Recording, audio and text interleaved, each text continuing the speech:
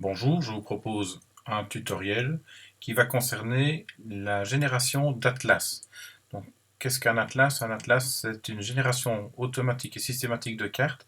Au départ d'une première mise en page, on va pouvoir parcourir euh, tout un fichier et faire cette même mise en page centrée sur chacun des polygones ou chacun des points.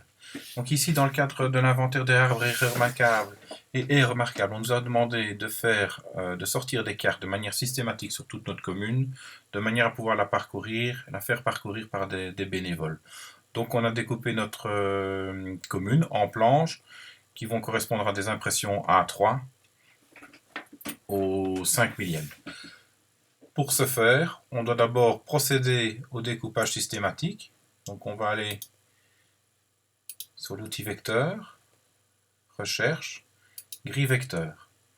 On doit fixer le quadrillage à une emprise à un polygone. Donc ici, ça va être le fichier de limite. On va mettre à jour l'emprise. Ici, on va déterminer la dimension du rectangle. Donc pour que ça corresponde à un A3, au 5 millième, il faut qu'il fasse 1950 mètres sur 1400. Je déverrouille ici sur 1400. Donc ça, ce sont des expressions qui sont en mètres. On ne va pas faire une grille qui va représenter des lignes, mais ça va être sous format de polygone. On va l'ajouter directement. Je parcours, j'écrase. C'est assez rapide, voilà. Je la glisse sous mes limites.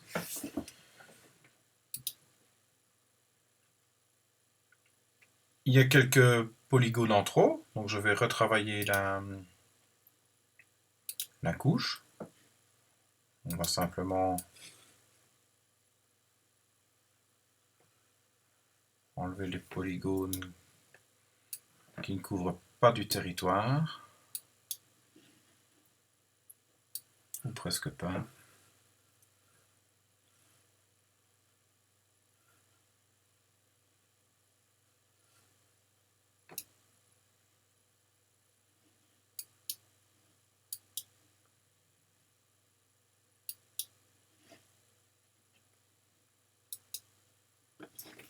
Voilà, je supprime.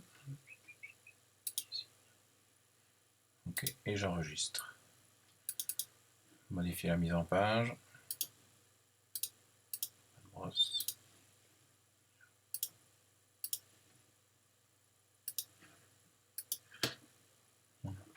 Maintenant, on va générer une numérotation logique, donc d'ouest en est et du nord au sud. Pour ça, je vais sur la table des attributs. On a ici la table d'attributs de base de ce genre de couche. C'est simplement les coordonnées des quatre coins et un identifiant. On voit ici que ça commence à 8 parce qu'en fait la numérotation se fait elle aussi dans la création de polygones d'ouest en est et du nord au sud. Donc en fait ça va être assez simple. On va générer un nouveau champ. On va l'appeler étiquette. C'est bien un nombre entier, 10 caractères.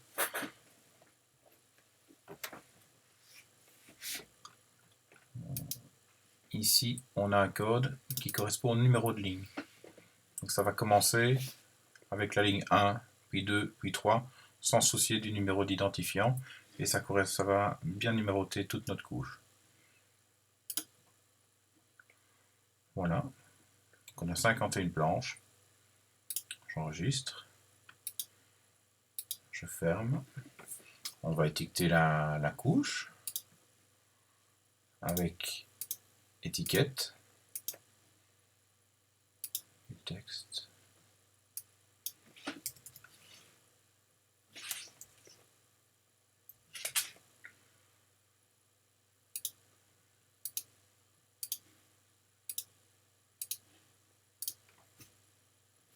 Voilà. Donc les planches sont numérotées, la commune est découpée. Chaque planche correspond à un format A3 à l'échelle voulue, le 5 millième. Maintenant, on va générer un atlas. Donc, on va aller simplement sur l'outil de composition. Et on a ici Atlas. Donc on va prendre les paramètres de l'Atlas. On va faire une composition classique, donc comme on la souhaite. Nous on avait dit A3. Je vais dérouler ma carte.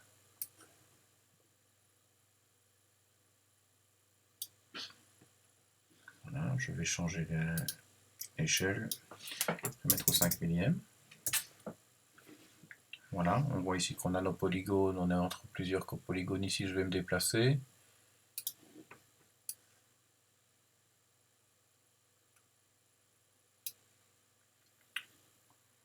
Voilà le genre de mise en page qu'on aura, probablement un peu plus centré comme ceci, avec le numéro de la planche au milieu, et sur les côtés, on va même voir les numéros des planches voisines.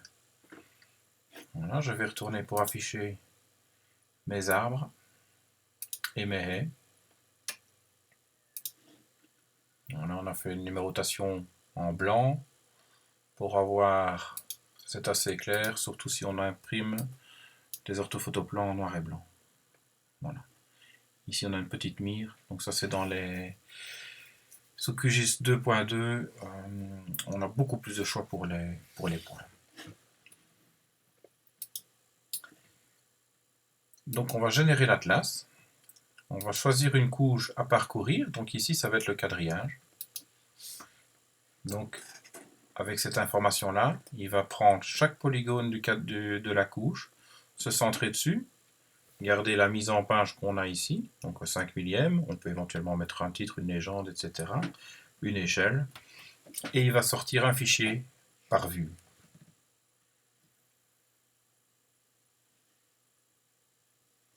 Ici, c'est le nom de fichier de sortie. On va le changer. On va simplement mettre le nom de fichier, ça va être carte. Donc on va mettre des guillemets simples, carte, deux espaces, guillemets simples. Pour assembler avec une autre information, c'est la concaténisation. On le fait ici et on va choisir dans les champs de valeur étiquette. Donc chaque fichier aura le même nom que l'étiquette. On a déjà un exemple ici avec une faute.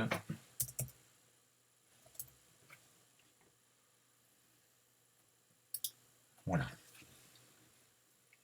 On peut éventuellement exporter tout en un seul fichier qui fera plusieurs pages. Ce n'est pas le choix qu'on aura ici. On peut aussi générer un titre qui va varier en fonction du polygone couvert. Tout ça, c'est dans les différents paramètres quand on va créer un titre, par exemple. Alors, il y a quelque chose qu'il ne faut jamais oublier, c'est ici. C'est les paramètres de contrôle de l'Atlas. Donc, soit on va avoir une échelle variable qui va se centrer sur chaque polygone, et on va lui donner de la marge autour, soit 10%, même 100% ou 200% en fonction du dégagement qu'on veut autour du polygone. Et ça permet d'avoir des cartes chaque fois centrées sur chaque polygone s'ils sont taille variable. Ici, on va travailler avec une échelle fixe. C'est toujours le 5 millième.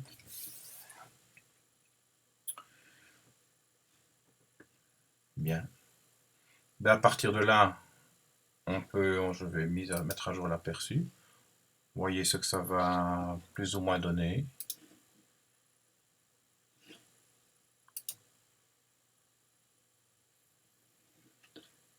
Donc c'est assez lisible, on voit les arbres, etc. On retourne sur l'Atlas, ici dans le menu, on va exporter en tant que PDF. Et là on va choisir le répertoire dans lequel les fichiers vont être classés. Donc ici il est créé, je le choisis, et la génération va commencer. C'est assez lent ici puisque c'est un fichier WMS. On est limité par la connexion, ça peut être plus rapide avec des rasters plus légers. Voilà, la fabrication est en cours. Moi, avec mon ordinateur, je vais pouvoir aller voir directement comment ça se passe dans le répertoire.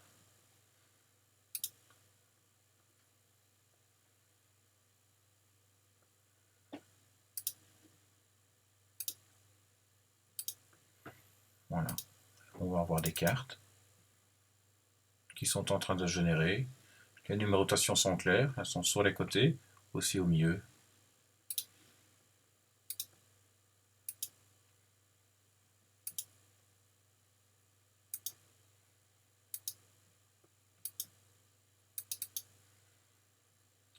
Et voilà. Ça va le faire pour toute la commune.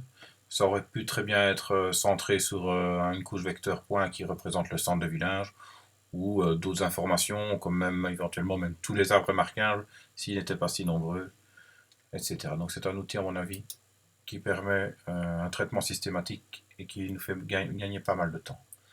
Voilà, merci.